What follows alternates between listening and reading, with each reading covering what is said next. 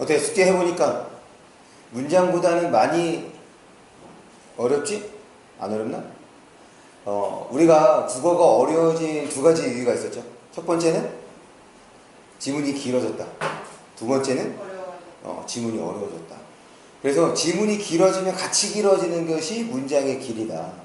그래서 문장을 어떻게 읽는 것이 상당히 중요한 요소가 되는데, 사실 여기에 있는 문단들도 제가 일부러 좀 긴 문단을 뽑아온 거야. 그냥 평범한 문단 같았으면 우리가 굳이 연습할 필요가 없잖아. 그래서 일부러 긴 문단을 뽑아온 겁니다.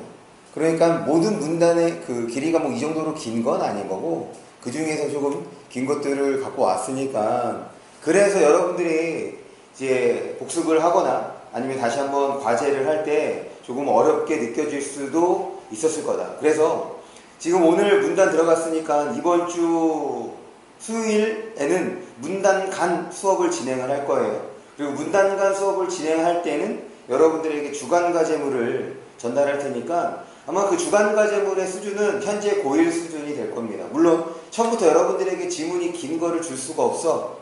그러니까 지금 문제가 어려워지기 전 형태, 좀 기본적인 형태의 문제들, 그다음에 지문들을 볼 텐데, 그거를 보면 우리가 진짜 좀 어려운 글들로 연습을 했구나 라는 것을 느낄 수가 있을 거예요. 그러니까 특별하게 무언가를 하지 않더라도 글의 내용을 파악할 수 있다는 얘기인 거지.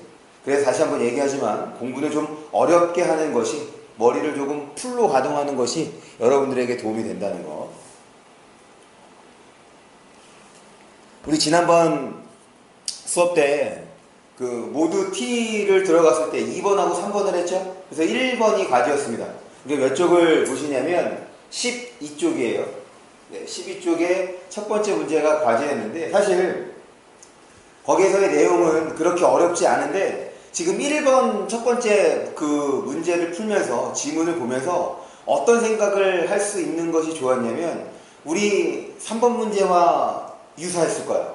무슨 말이냐면, 3번 문제를 볼 때 지금 거기에서 중요했던 것은 3번 문제에서, 경빈아, 3번 문제에서 중요했던 게 뭐지? 두 가지가 중요했었는데.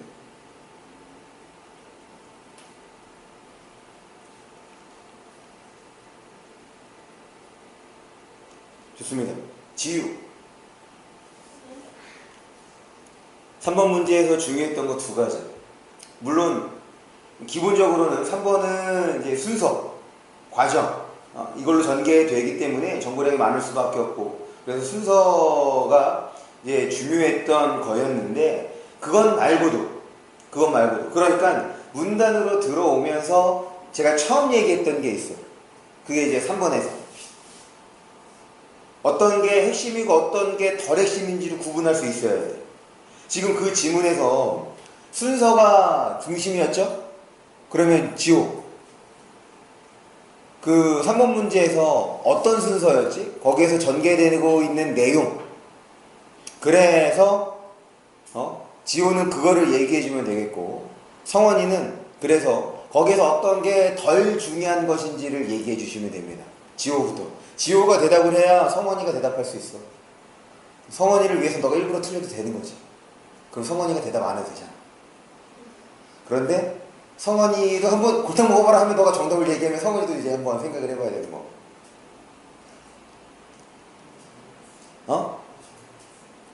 잠깐만. 내가 괜히 얘기를 했네. 이거는 1타 쌍피 아니야. 자기도 그냥 생각 안 해도 되는 거고, 포장은, 겉으로는 성원이를 위해서 내가 포기라는 거다. 이렇게 되는 거니까, 썩 좋은, 내가 얘기했던 게 아니에요. 거기에서의 핵심 내용이 뭐였냐면, 지금 전자가 음극에서 양극으로 이동하면서 벌어지는 과정이었죠. 그래서 거기에서 덜 핵심이 뭐였어? 경빈 이제 좀 느낌이 와? 왜 한숨을 쉬고 왜? 미안해. 성원. 그렇지. 성원이를 얘기하지 않고 건네떴으니까 한숨 쉴만 하지. 성원아. 그래서 거기에서 덜 핵심이 뭐였어? 그렇지. 자기장의 역할. 자기장의 역할이 덜 핵심이었단 말이야. 왜냐? 그 자기장이 있거나 없거나 방금 제가 얘기했던 그 과정에 영향을 미쳐 안 미쳐? 안 미치거든. 없어도 그 과정이 일어난단 말이야. 없을 때 과정이 일어나지 않으면 당연히 우리가 기억해야 되는 정보이긴 하지만 없어도 그 과정이 벌어지기 때문에 덜 중요한 거였다. 그래서 이거와 관련해서 우리 1번 문제를 보면 지금 여기에서도 지금 덜 핵심이 있어. 덜 핵심이 있어. 그것이 뭐 지금 그래서 덜 핵심은 이거지 라는 생각을 할 수 있어야 해. 그럼 이렇게 한번 바꿔서 질문을 던져볼게요. 여기에서 설명하려는 것이 뭐냐? 여기에서 설명하려는 것이 뭐냐? 그럼 거기에서 벗어나 있는 것, 그걸 한번 생각해 봅시다. 볼게요. 재정의는 은근히 붙었으니까 네모 쳐야지. 그래서 이 글은 재정의에 대해서 설명을 하겠구나가 되는 거야. 재정의는 방향기억이 엉클어진 상황에서도 이런 거. 우리 지문을 볼 때, 선택지도 볼 때도 마찬가지고 도, 만, 항상 이런 것들은 주의해야 돼. 이런 것들은 주의해야 돼. 그거 왜 주의해야 되는 거냐면 우리 도라는 얘기는 얘가 어떻게 된다는 거야? 포함된다는 얘기죠. 그 다음에 만의 경우는 그것만 해당된다는 거야. 도라는 얘기는 둘 이상의 내용이 여기에 포함될 수 있는 거야. 그 다음에 만이라는 얘기는 그것만 해당하는 거죠. 그 다음에 항상은 예외가 있다는 거야, 없다는 거야? 없다는 거야. 그래서 지금 이런 표현들이 있으면 지문뿐 아니라 선택지에서도 우리가 좀 주의할 필요가 있는 거지. 그래서 헝클어진 상황에서도, 그러면 방향기억이 헝클어진 상황에서도야. 그럼 어디에서도? 방향기억이 운전할 때도 이렇게 되는 거죠. 그래서 볼게요. 장소의 기하학적 특징을 활용하여 그럼 뭘 활용한다는 거야? 장소의 기하학적 특징을 활용한다는 얘기지. 지금 여기서 끊을 이유가 얘 다음에 얘가 되는 거니까. 그래서 우리 지난 시간에 이런 것들을 좀 주의해서 보기로 했었던 거잖아. 그래서 특징을 활용하여 끝났으니까 정보 확인하고 얘가 어디에서도 헛그러진 상황에서도 가능하다는 것. 그 다음에 이제 이어서 읽어야지. 방향을 다시 찾는 방향. 방향을 다시 찾는 방법이 재정인 거래. 그래서 이 글은 재정의에 대해서 설명을 하고 있다. 그 다음, 예를 들어. 사실은 제가 이제 접속어에서 많이 표시를 하는 것이 두 가지.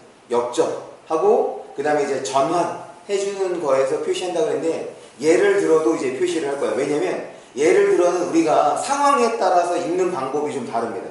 일단, 이거는 이제 주의가 필요하다. 주의 집중이 필요. 그 다음에 예를 들어를 보면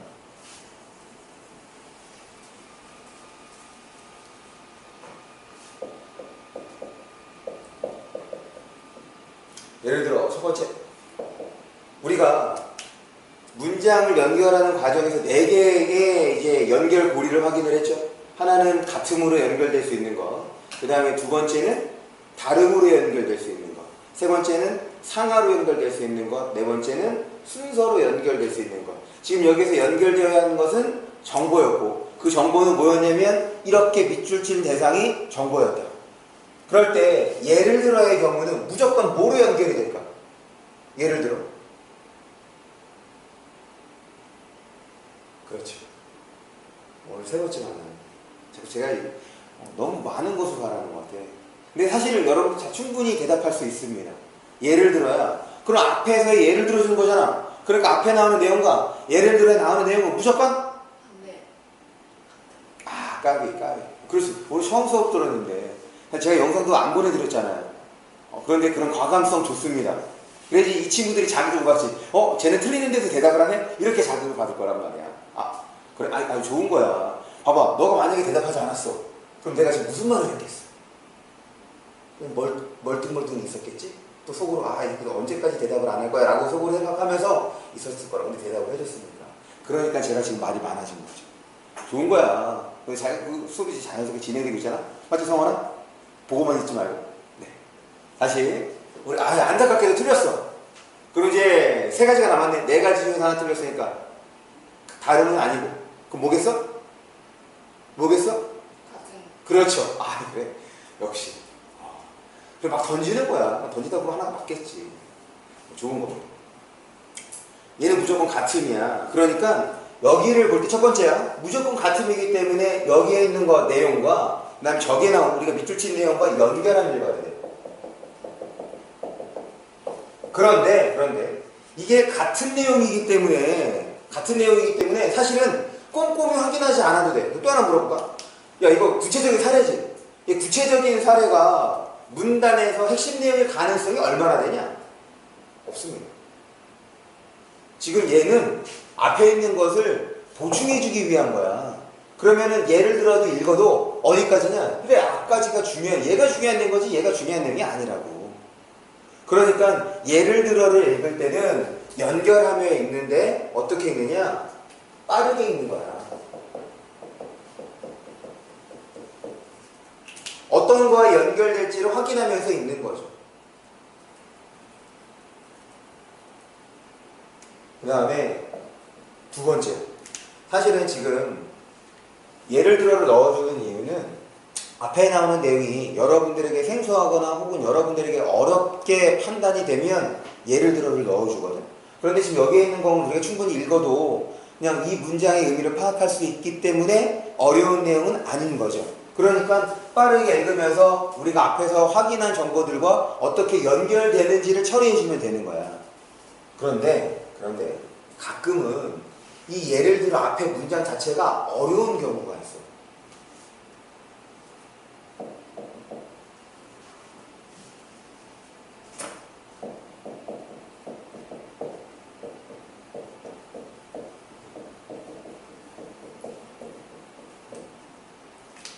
앞에 나온 내용이 어려울 때는 어떻게 해야 돼? 당연히 천천히 읽어야겠죠. 천천히 읽어야 하는 이유는 예를 들어를 통해서 앞에 나오는 내용을 이해해야 돼. 다시 어떤 경우에든 예를 들어는 핵심적인 정보는 아니야. 그런데 때에 따라서는 빠르게 읽거나 천천히 읽는 것이 필요하다. 그 기준은 앞에 나오는 내용을 내가 파악했냐 못했느냐가 기준이 되어야 돼. 무조건 예를 들으니까 구체적 사례니까 대충 읽어도 되지, 여기는 당연히 핵심 정보가 아닐 테니 건너뛰어도 되지, 안 됩니다. 그래서 세 번째가 어떤 경우가 있냐면 정보가 숨어있는 경우가 있어요.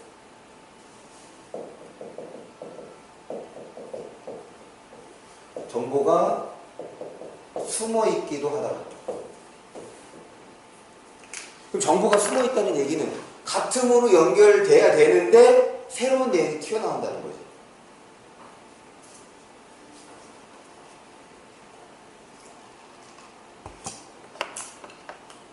그래서 예를 들어를 잘 처리해 주시면 여러분들이 글을 좀 더 수월하게 처리할 수가 있을 거예요. 여기에서는 어디에 해당되는지 한번 보자.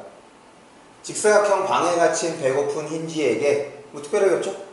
그 다음에 이제 새로 나온 거는 그래, 흰쥐를 사례로 들어줬구나, 이렇게 확인해 주면 돼요. 무슨 말이냐면 사실은 제가 얘를 전체 지문에서 한 문단을 떼온 거니까 얘 앞에 뭐가 있었냐면 다른 무언가가 하나 있었어. 그리고 지금 이제 재정의가 나오고 그 다음에 또 하나가 나옵니다. 지문 전체를 본다면 그럴 때 앞에서 설명한 거에도 어떤 구체적인 곤충이라든지 동물을 통해서 그 상황을 설명해 준 거야. 그 다음에 여기에서는 흰쥐를 통해서 설명해 주고 있는 거죠. 다음에서 또 다른 동물, 곤충. 그러니까 지금 세 개를 설명하고 있는데 세 개의 설명의 구체적 사례가 다 달라. 우리 결국 지금 이제 전체 구조를 얘기한다면 A, B, C 세 개에 대해서 설명하고 있는 거잖아. 그럼 여기에 해당하는 정보들이 이렇게 있는 거야. 만약에 지금 얘가 재정의를 B라고 친다면 앞에 있고 뒤에 있는 거야. 여기에 이제 흰쥐가 나왔어.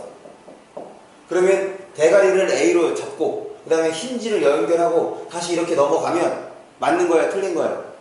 틀린 게 되는 거니까. 무슨 말인지 알겠어? 그래서 지금 여기에서 흰쥐를 통해서 사례를 들어주고 있구나 라고 확인을 하는 겁니다. 계속 볼게요. 흰쥐에게 특정 장소에만 이런 거 확인을 해야지. 아까 얻는 도만 아니지. 그 도만 항상 특정 장소에만 먹이를 두고 찾게 하면 김벽이 오른쪽에 있었는지와 같은 공간적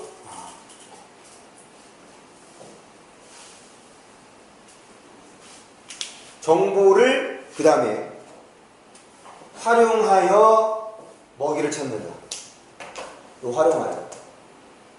요 활용하여라는 말 어디 있어?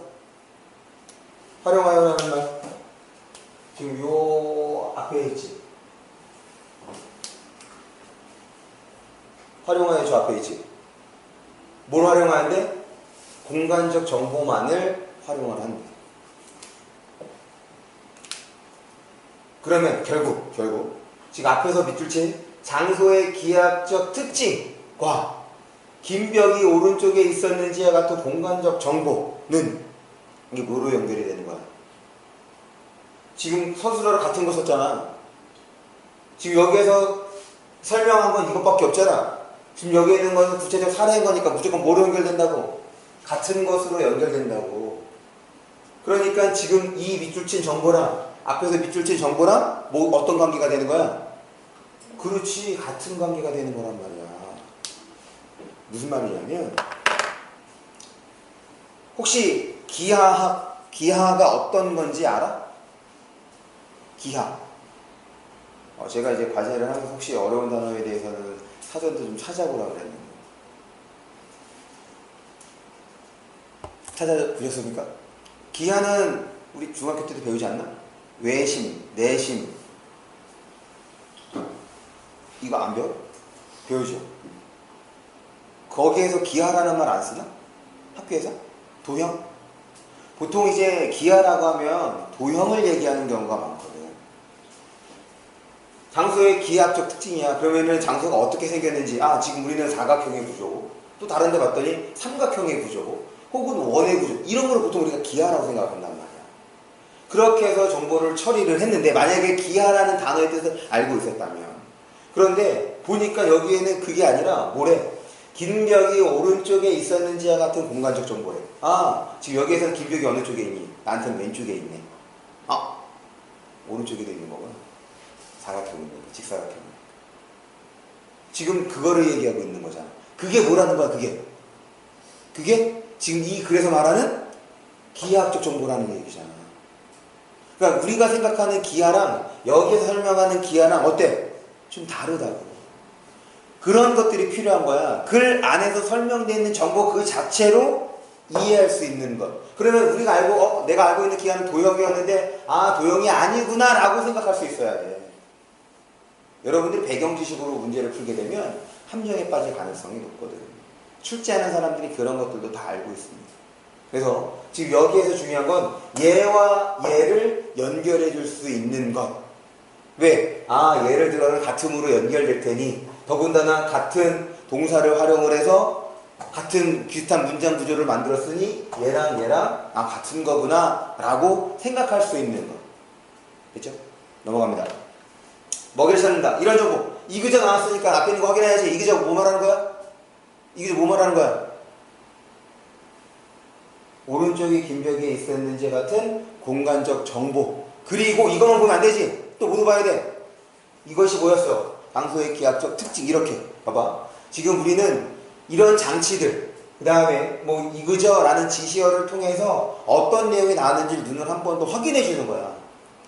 사실 그 정보를 우리가 머릿속에서 오랫동안 저장하려면 딴 거 없어. 자꾸 생각하고 자꾸 봐야 되는 거거든. 그런 측면에서 지금 밑줄도 치고 있는 거란 말이야. 왜냐면 우리 밑줄 치는 것이 처음부터 칠 수 있는 것이 아니었다고 얘기를 했죠. 그러니까 문장을 읽고 난 다음에 다시 한번 확인하는 과정을 거치게 될 거라고. 그럼 그렇게 보면 결국에 2번 본 거잖아. 거기다가 밑줄까지 쳤으니 3번 보게 되는 거지. 이런 장치를 통해서 한 번 더 보게 되면 4번, 4번, 5번까지도 볼 수 있게 되는 거야. 그러면 우리가 기억하려고 하지 않더라도 자연스럽게 핵심 정보가 머릿속에 남게 되는 거야. 사실 아무것도 아니야. 근데 귀찮아. 그냥 읽어도 될 것 같아. 근데 자꾸 그냥 읽어도 될 것 같아 라는 생각을 버려야 돼. 그래야지 익숙해지는 거야. 그래서 이런 정보 확인하고 넘어갑니다.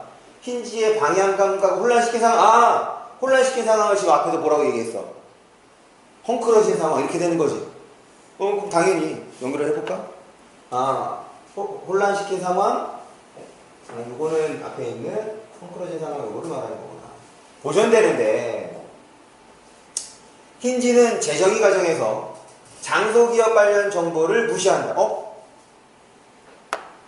이제 힌지에 대한 정보가 나왔어. 이제 잘 생각을 해봐. 지금 새로 나온 정보죠? 힌지에 대한 새로 나온 정보가 어디에다가 밑줄 치면 될까? 여기까지가 문장이었어. 어디에다가 밑줄 치면 될까? 새로 나온 힌지에 대해서 새로 나온 정보. 일단 지금 힌지가 나온 이유는 재정의를 설명하기 위해서 힌지를 설명한 거잖아. 그러니까 기본적으로 힌지는 뭘 한다는 거야? 재정의를 통해서 방향 기억을 설정한다는 얘기인 거지. 그런데 거기에서 벗어나는 새로운 내용 뭐 있어?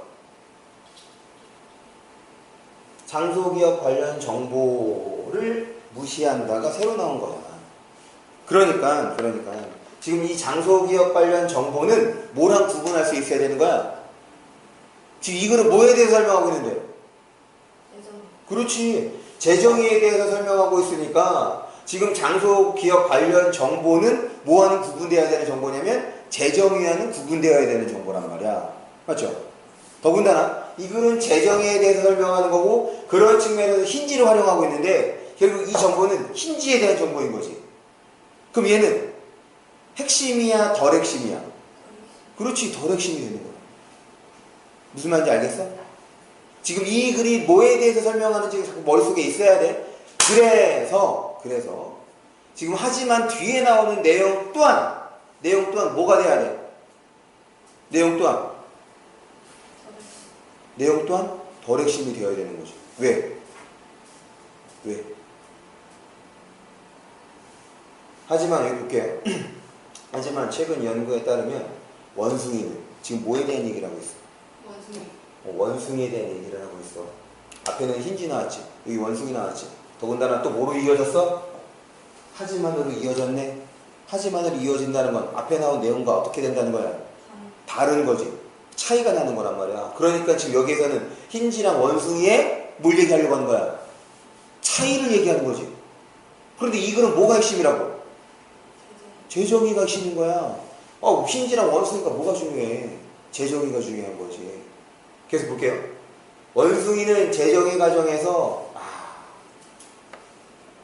이런 게 이제 숨은 정보가 됐는데 벽 색깔과 같은 장소 기억 정보도 함께 활용. 여기에는 여러 가지 내용이 숨어 있어. 여러 가지 내용. 첫 번째, 지금 일단 기본적으로는 뭐랑 뭐의 차이점을 보는 거라고? 뭐랑 뭐의 차이점이야? 힌지랑 원숭이의 차이점인 거죠. 그럼 그 차이점이 뭐야? 일단 그 차이점에 대해서 파악을 해야지. 차이점은 뭐야? 원숭이는 장소기억 정보를 활용한다는 얘기가 차이점이지. 왜? 지금 힌지는 장소기억 관련 정보를 활용하지 않는다, 무시한다고 얘기를 했으니까. 됐어? 첫 번째 정보는 원숭이는 힌지와의 차이점, 장소기억 정보를 활용한다는 걸 여러분들이 처리할 수 있어야 돼.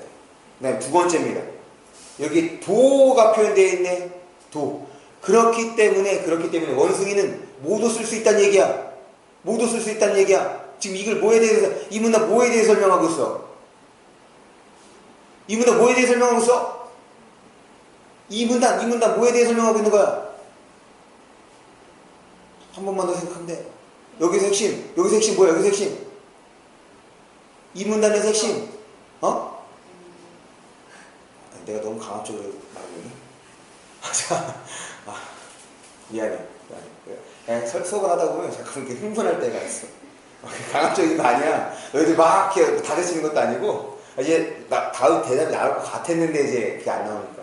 지금 이 글은 재정의에 대해서 설명하고 있는 거잖아. 그러니까 지금 이 도라는 표현을 통해서 원숭이도 뭐 한다는 거야? 원숭이도 재정의를 쓴다는 거야. 지금 이거를 통해서 원숭이도 재정의를 쓰는구나. 그래서 숨은 정보가 어떻게 돼야 돼? 원숭이가 추가가 되는 거지. 됐어? 그 다음에 세 번째. 사실은 요 두 번째까지는 요 문단을 통해서 이제 충분히 할 수 있는 거고, 이 세 번째가 어려운 거야. 이제 지금 예를 들어서는 정보가 숨어 있기도 한데 결국에는 장소 기억이 여기서 이제 뒤쪽에서 튀어나왔잖아. 그러면 이미 뭐가 돼야 되는 거냐면 장소 기억에 대해서 뭐가 돼야 돼? 앞에서 설명이 되어야 돼. 무슨 말이냐면 지금 우리 뒤에 여기 두 번째라고 했으니까 여기서 이제 재정의를 설명하고 있다면 앞에서는 뭘 설명했느냐? 장소 기억을 설명을 합니다. 그래서 이제 꿀벌을 통해서 장소 기억을 설명을 하거든. 장소 기억 정보는 뭐 이런 거 활용한다가 되는 거야. 그런데 여기에 숨은 정보는 뭐냐면 앞에서 장소 기억 정보가 이제 내가 머리가 좋구나.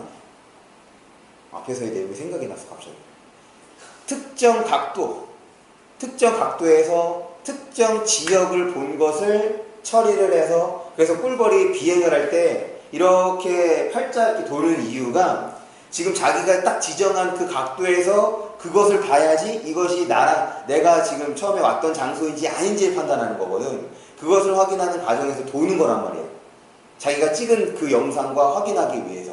그래서 앞부분에 어떤 게 나오냐면 특정 각도에서 본 영상이야. 그게 이제 장소기억 정보가 나왔거든. 그럼 거기에 지금 이 부분에서는 장소기억에는 특정 각도 말고도 또 뭐가 있다는 거야? 장소기억에는 특정 각도 말고 또 뭐가 있다는 거야?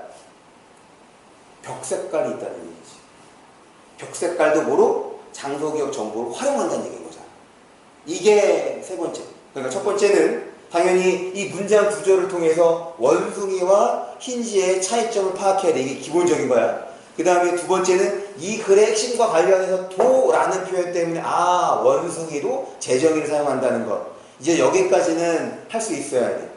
익숙해지면 세 번째, 지금 여기는 재정의에 대한 정보를 쭉 얘기하고 있는데 앞서 얘기했던 뭐에 대한 정보도, 장소기억에 대한 정보도 지금 여기 예를 들어를 통해서 제시가 될 수 있었구나라는 것까지.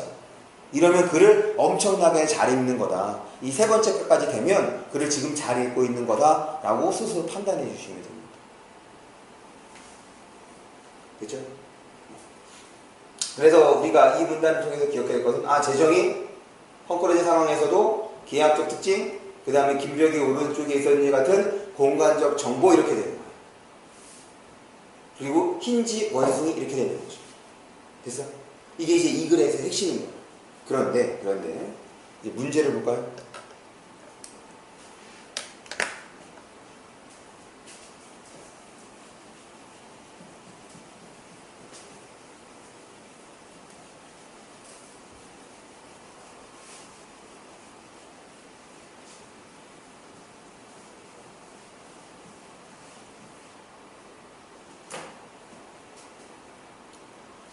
원숭이는 지금 이 글은 뭐에 대해서 설명을 했는데? 이 글은 뭐에 대해서 설명했어? 재정의에 대해서 설명했어. 그런데 선택지가 뭐로 튀어나왔어? 원숭이에 대한 얘기잖아. 근데 원숭이에 대한 얘기는 핵심이었어? 비핵심이었어? 그래, 맞아. 비핵심이었단 말이야. 무슨 말이냐면 우리 1번부터 5번까지의 선택지가 있어요. 1번부터 5번까지 선택지 중에서 모든 선택지가 다 핵심적인 정보로 구성되지는 않습니다. 그러면 지금 비핵심 정보로 선택지가 구성이 되면 어떻게 판단을 하는 것이 좋으냐? 지금 오지선다일 때를 얘기하는 거야. 오지선다일 때는 건너뛰어. 왜 건너뛰어? 이거 판단하지 말라가 아니라 사실은 이게 글을 잘 읽었는지 읽지 못했는지를 물어보는 시험인 거잖아. 그러니까 당연히 그거는 뭐로 우리가 평가를 받아야 되는 거냐면 이 글에서 설명하는 핵심 내용과 관련해서 평가를 받아야 돼. 그런데 이건 어디까지나 시험 문제이기 때문에 핵심적인 정보를 아니어도 선택지를 통해서 활용할 수 있단 말이야. 우리 머릿속에 우리 자꾸 뭐 했어? 핵심 정보와 비핵심 정보를 나눴던 이유가 모든 정보를 다 기억할 수 없으니 뭐 하자고 했던 거야? 핵심 정보만 우리가 좀 기억에 담아두자라는 얘기 했던 거잖아. 그럼 사실 이게 한 문단이기 때문에 상관이 없지만 글 전체로 보면 우리 머릿속에 없을 거라고. 원숭이를 본 기억은 있어. 재정에서 원숭이를 본 기억은 있는데 원숭이에 대한 구체적인 정보는 머릿속에 없었을 거란 말이야. 그런데 선택지는 원숭이에 대해서 얘기를 했네. 그럼 이 선택지 건너뛰어야지. 근데 재밌는 건 그렇게 해서 건너뛰어서 바꿔 얘기하면 내 머릿속에 담아있는 핵심 정보로 문제를 풀었는데 건너뛰었는데도 불구하고 답이 나온다는 거야. 무슨 말인지 알겠어? 그러니까 우리는 철저하게 핵심 정보 중심으로 내용을 처리할 수 있어야 된다라는 거야. 그래서 선택지를 이제 건너뛰어. 1번 선택지는 핵심 정보에서 내가 지웠어. 2번은 비핵심에서 건너뛰었어. 3번 지웠어. 그 다음에 4번도 비핵심에서 건너뛰었어. 5번 지웠어. 남은 건 3번하고 4번이잖아. 근데 이런 경우는 어쩔 수가 없지. 어떻게 해야 돼? 돌아가서 확인해야지. 무슨 말인지 알겠어요? 그러니까는 선택지 순서에 따라 이거는 내가 처리하지 않은 정보인데 돌아가서 확인 이러지 말고 충분히 우리가 파악한 핵심 정보로 답이 나오게끔 문제를 낸다는 거예요. 그렇지 않은 경우가 상당히 드뭅니다. 내가 그 수많은 문제를 풀어봤는데 그런 경우가 한두 번밖에 없어. 그러니까 그런 점에 대해서는 걱정하지 말라고. 물론 지금은 스스로를 믿을 수 없어서 이제 확인하는 과정에서 지문으로 돌아가는 경우가 많겠는데, 이제 이런 과정을 참고 그래서 문제를 풀고 채점을 해봤더니 맞췄어. 이런 과정이 누적이 되면 스스로를 믿게 됩니다. 어쩔 수 없어. 국어는 자신감이 좀 바탕이 되어야 돼. 어쨌든 그래서 얘는 올라가서 확인해 주면 됩니다. 그런데 이제 문단이 길지 않기 때문에 오늘 바로 확인해 볼게요. 원숭이는 재정의 과정에서 김벽이 어느 쪽에 있었는지, 이거 맞죠? 이거 왜 맞는 거야? 이게 바로 기하학적 특성이 되는 거잖아. 같은 기하학적 정보도 활용한다. 사실 원숭이에 대한 얘기는 뭐만 나왔어? 벽 색깔과 같은 장소격 정보도 활용한다. 그거를 지금 뒤집어서 표현을 한 거죠. 왜? 그 문장에 이 내용도 숨어 있는 거니까. 무슨 말인지 알겠어요? 이런 게 바로 추론입니다. 추론이 어려운 게 아니야. 충분히 우리가 문장 안에서 생각해낼 수 있는 거. 사실은 추론은 문제에서 생각을 하는 거거든. 그런데 지금 우리는 읽기를 좀 연습하고 있으니까, 이런 상황에서도 좀 연습을 해주면 여러분들이 문제를 풀 때도 도움이 된다. 이렇게 좀 생각해 주시면 될 것 같아요. 됐죠? 넘어가겠습니다. 그 다음에 모두 했습니다.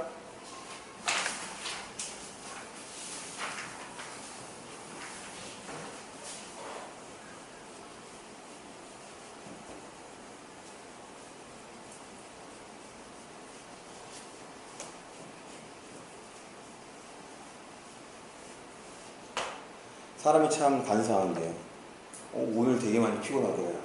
근데 어제 나 일찍 잤어. 그냥 한 2, 3일 정도 한 5시간, 6시간 이렇게 자면 그 다음 날, 그 며칠 지나고 나서는 좀 잠을 많이 자거든. 그런데 오히려 잠을 많이 잔 날이 더 졸리고 더 피곤해. 너희들도 그렇지 않아? 그러니까 사람이라면 그 조금 뭐 힘겨운 생활 패턴이긴 하지만 거기에 익숙해지면 충분히 그 안에서. 그리고 이제 나이를 먹어서 그런지 끼니를 3끼를 챙겨 먹잖아. 몸무게가 막 늘어. 지금 2, 3일 사이에 한 2kg가 쪘습니다. 짜증나 죽겠어. 배는 고프지. 먹으면 살을 찌지. 내 딜레마인 거야. 그리고 이제 밤에 수업을 하고 집에 가다 보니까 밤에 이제 다 수업이 끝나면 긴장이 풀려. 그럼 집에 가면 갑자기 낮에 없었던 식욕이 막 생겨. 그거를 언제 느끼냐면 다음날 아침에 이제 막 세탁한 막 말라서 입은 옷을 입어보면 이제 압니다. 오늘 딱 바지를 입었는데 그러네. 사실은 뭐 체중계 하루에 한 번씩 올라가거든. 그래서 그렇다고 올라가면서 다이어트를 하거나, 물론 마음은 먹지. 왜냐면 숫자가 나에게 충격을 주니까. 근데 이게 사람이 망각의 동물이라 이렇게 또 하루 생활하고 나면 또 깜빡한 거야. 참 나는 본능에 충실한 것 같아. 그래서 집에 딱 가면 낮에는 이제 안 먹어야지. 아침에 체중계에 올라갔다 왔으니까 안 먹어야지 했다가 이제 집에 가면 나 하루 오늘 고생했잖아. 나에게 상을 좀 줘야지. 이런 거 또 먹는 거. 아침에 후회야. 끊임없이 반복되고 있습니다. 그래서 저는 몇 년째 다이어트를 하고 있는지, 아마 죽을 때까지도 다이어트를 하겠죠? 근데 몸무게는 변화가 없고 살도 빠지지도 않고. 어쨌든 지금 막 눈이 막 가물가물해. 막 눈이 부어있는 느낌이야. 원래 눈도 그렇게 큰 편도 아니긴 하지만. 그렇죠. 언제쯤 이렇게 맞아. 내가 그렇지. 농담이 깔깔댈 만한 농담은 아니긴 하지만 그래도 셀프 디스 아니야. 그 노력이 가상하지 않아? 고마워 상원아. 그렇게 좀 제스처를 크게 해줘. 내가 좀 눈에 확 띄게 해. 그거 수줍게 해. 보겠습니다. 사실 이제 모드 T는 여러분들에게 조금 쉬운 걸로 얘기를 해주고, 그 다음에 모드 S는 여러분들이 좀 공부하면서 모드 T보다는 조금 어려운 걸로 한번 공부를 해봤으면 좋겠다라는 걸로, 모드 T가 조금 어려워요. 모드 S가 조금 어려워요. 그리고 이제 한 걸음 더가 더 어렵죠. 그래서 지금 이 정도가 처리가 되면 사실 이제 이거 다음이 이제 문단간이잖아. 문단간도 별 차이 없어. 그냥 길이가 길어졌을 뿐이지. 그럼 길이가 길어지면 자연스럽게 정보량이 많은 거고, 그 차이만 있는 거지 읽는 방법은 똑같다. 요것만 좀 신경 써주세요. 보겠습니다. 우리에게 어려운 이유, 우리가 이제 글을 어려한다. 그럼 읽었는데도 뭔 말인지 모르고, 그럼 그 첫 번째 이유가 거기 그 문장에서 사용된 단어 자체가 어려운 경우가 많아. 그런데 여러분들이 이거를 생각해야 돼. 만약에 그 단어가 여러분들이 꼭 알아야 한다고 하는 거라면 지문에서 설명해 줍니다. 그런데 그게 아니야.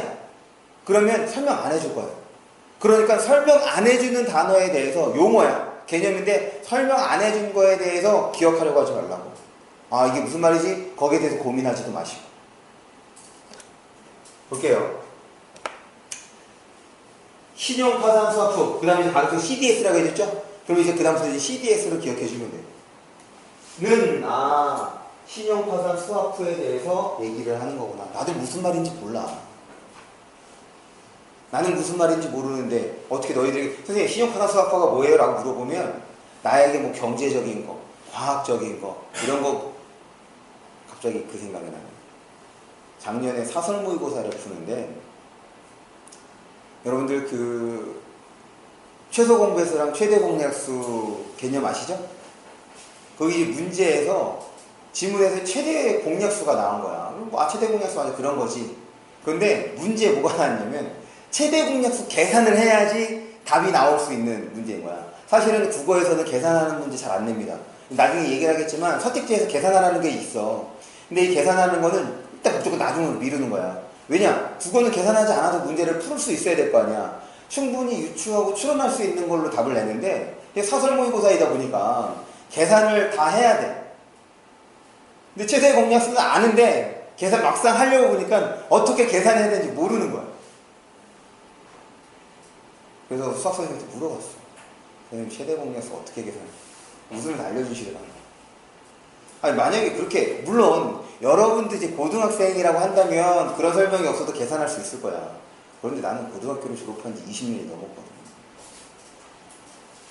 그러니까 나에게 최대 공약수는 정말 까마득한 얘기야. 까마득한 얘기. 개념은 알아. 최소 공배수랑 최대 공약수 개념은 알아. 계산이 안 돼서 그렇지. 그래서 뭐 이렇게 해서 왼쪽에 있는 걸 다 곱하는 거죠? 네. 그러면 최대 공약수. 여기까지 곱하면 최소 공배수? 네. 저의 지식입니다. 그래서 여러분들 수학 어려운 거 충분히 공감해요. 영어도 어렵죠? 저에게 영어는 아까 지난번에 저에게 영어 수준은 티처와 스튜던트의 수준입니다. 어쨌든 여러분도 충분히 해낼 수 있다는 거예요. 신용파산 수학프는 채권 투자자들이 신용 위험을 피하려는 목적으로 활용하는 신용파산 수학프는 파생 금융상품인데 뭐 하려는 신용 위험을 피하려는 목적으로 누가? 채권 투자자들이.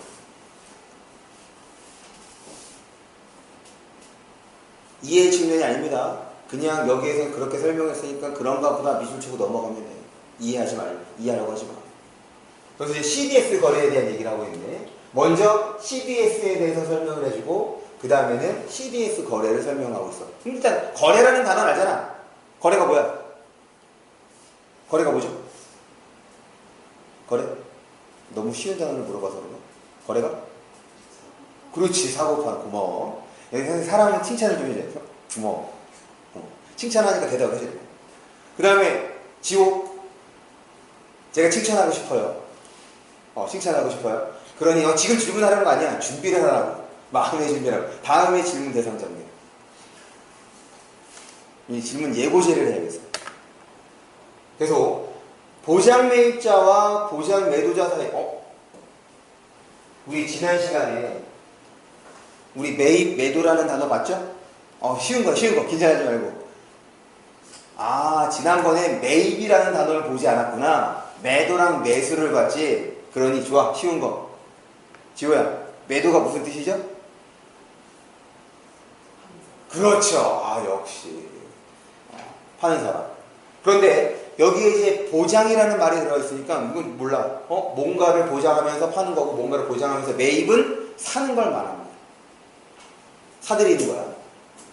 사이에서 이루어진다. 여기서 보장이다. 이런 거야. 지금 우리가 매입이라는 단어와 매도라는 단어는 일반적으로 볼 수 있는 거거든. 어렵지 않다. 뭔가를 사고 뭔가를 파는 거야. 그런데 보장이라는 말하고 처음 조합이 된 거야. 처음 나온 개념인 거지. 그러니까 그 다음에 지금 이 지문에서는 이 표현을 여러분들이 알고 있어야 이해할 수 있다. 그러니 뭐에 대해서 설명해 줘? 보장이라는 거에 대해서 설명을 해준다고. 보장이란 신용 위험으로부터의 보호를 뜻한다. 보장 매도자는 이런 거 끊어야 돼. 이거 내가 실패한 거 아니야? 이거 지문 쓴 사람이 실패한 거야? 그러니까 그 다음에 나오는 내용이 좀 길기 때문에 야 이거는 보장 매도자에 대한 설명인 거야. 뭐랑 구분해야 돼? 뭐랑 구분해야 돼? 그렇지. 보장 매입자랑 구분하라는 신호인 거야. 볼게요. 보호를 뜻하고 보장 매도자는 보장 매입자가 보유한 채권에서 부도가 나면 매입자가 보유한 채권에서 부도가 나면 이에 따른 이그저 나왔으니까 또 확인해야지. 이그저 뭐 말하는 거야? 부도가 나면 손실을 보상하는 역할. 지금 이 문장에서 핵심은 보장 매도자는 어떤 역할을 하는 거다? 손실을 보상하는 역할인 거예요. 그럼 누구의 손실이야? 누구의 손실이야? 그래서 보장 매입자가 부도가 나면 그럼 누구의 손실인 거야? 매입자. 매입자의 손실인 거지. 매입자의 손실을 보상하는 역할인 거야. 봐봐. 지금 여기에서는 딱 두 대상 나왔어. 지금 먼저 CDS 설명해주고 거래 얘기해줬는데 그 거래는 누구와 누구에서 이루어지냐면 보장 매입자와 보장 매도자 사이에서 벌어지는 거예요. 그러면서 보장 매도자는 어떤 역할을 한다? 손실을 보상하는 역할을 한다. 야, 내가 만약에 보장 매도자가 손실을 했는데 내가 그거를 보상해. 그럼 내가 보상하는 거야? 아니잖아. 내가 손실이 건데 내 스스로에게? 아니지. 그럼 여기서 누구에게? 보장 매입자에게. 계속 봅니다. CDS 거래를 통해 채권의 신용 위험은 보장 매입자로부터 신용 위험이 지금 어떻게 된대? 매입자로부터 매도자로 이전된다.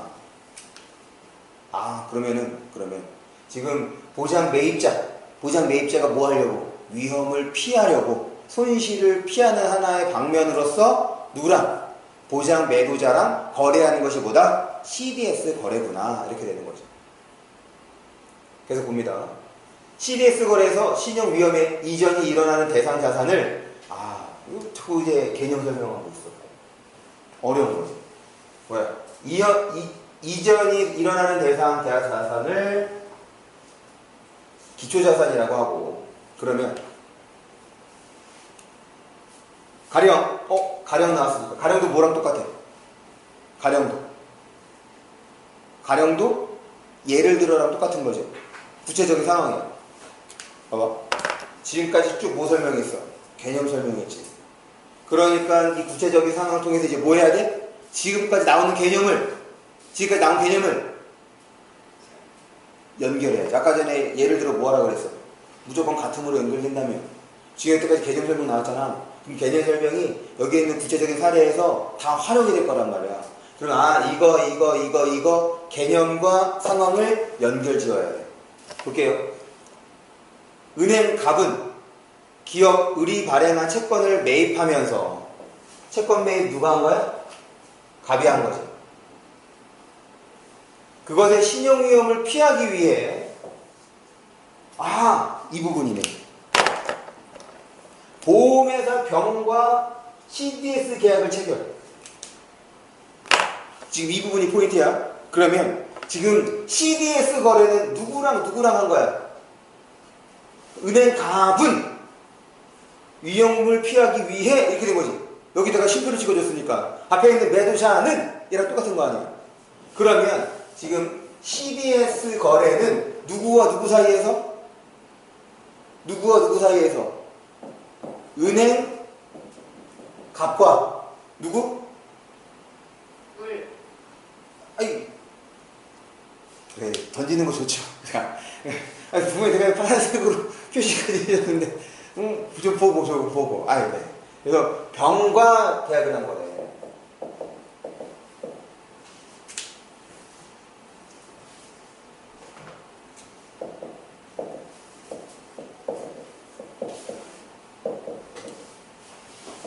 갑과 병의 거래인 거죠. 봐봐. 그러면서 신용위험을 피하기 위해. 그러면 누가 신용위험을 피한다는 거야?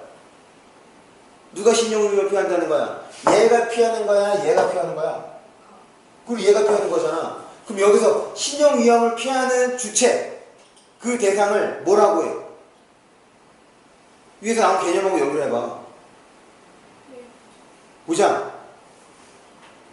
그렇지. 아, 왜냐면 여기서는 뭐에 대해서 설명을 해줬니? 보장 매도자에 대해서 설명을 해줬죠. 보장 매도자가 어떤 역할이야? 손실을 보상한대. 그러면은 그 손실을 이제 피하는 주체는 누구인 거야? 피하는 주체는 매도자가 손실을 보상하는 역할을 했으니까 누가 손실을 피할 수 있는 거야? 매입자가 피할 수 있는 거잖아. 얘가 손실을 피하려고 했다는 거지. 신용위험을 피하기 위해. 그러니까 얘가 뭐가 되는 거야? 보장 매입자가 되는 거고. 그러면 얘가 자연스럽게 뭐가 되는 거야? 보장? 그렇지. 매도자가 되는 거죠.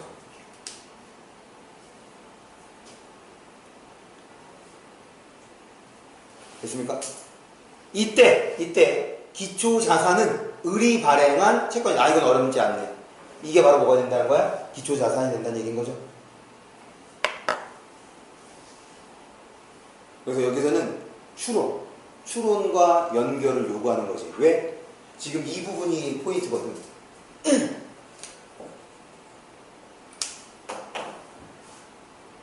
이 부분. 왜냐면 뭐에 대해서 설명을 해줬어?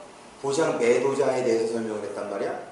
그거를 통해서 숨은 정보가 뭐였냐면, 아, 보장 매입자는 손실을 피할 수 있는 사람이구나. 그랬더니 예를 들어준 거에는 뭐로 설명을 했어? 피하기 위해. 만약에 쉬운 설명 뭐가 되겠어? 아, 보험회사는 지금 얘의 손실을 보상해준다. 그러면 바로 연결될 수 있는 거잖아. 그런데 그것이 아니라 설명을 뒤집었단 말이야. 그래서 이 부분이 됐으면 글을 잘 읽어낸 것이라고 볼 수 있는 거죠. 예를 들어 있는 게 좋은 글인 거야. 왜냐면 봐봐. 핵심적인 내용은 이거라니까. CDS 거래는 뭐냐면 지금 손실을 회피하기 위해서 당사자가 이제 계약을 하는 거야. 그런데 만약에 이게 없었어 봐. 어떻게 됐겠어? 이게 머릿속에서 그 내용이 둥둥 떠돌아다닐 거야. 그거를 이 구체적인 사례를 통해서 정리가 되는 거니까 사실 구체적인 사례가 나오면 여러분들이 적극적으로 활용할 수 있어야 돼. 활용하라고 써준 겁니다. 아시겠죠?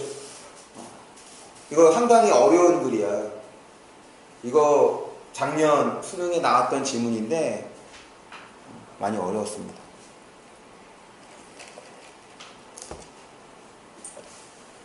봐봐. 야, 우리 이거 한 문단 설명하고 이해하는데 얼마나 걸렸겠어.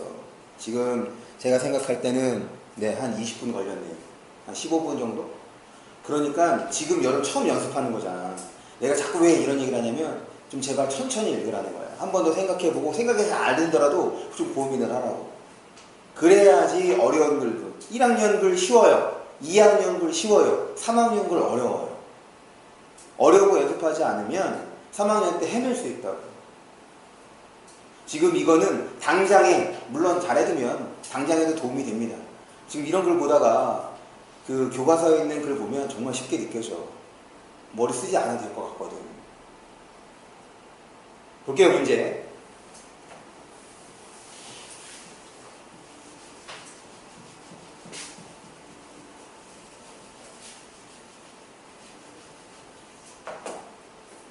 기초자산의 부도에 따른 손실은 끊어야 돼. 주어가 길어. CDS 거래를 통해, CDS 거래를 통해 을 대신 병이. 손실은 누가 떠왔는데? 병이 떠왔는데. 맞아 틀려? 맞아 틀려? 맞죠? 얘가 뭐 한다고 그랬어? 손실을 보상해준다고 했으니까. 그런데 누구의 손실이야? 누구의 손실? 그렇지, 갑의 손실이야. 그런데 선택지는 뭐로 나왔어? 맞아 틀려? 그렇죠.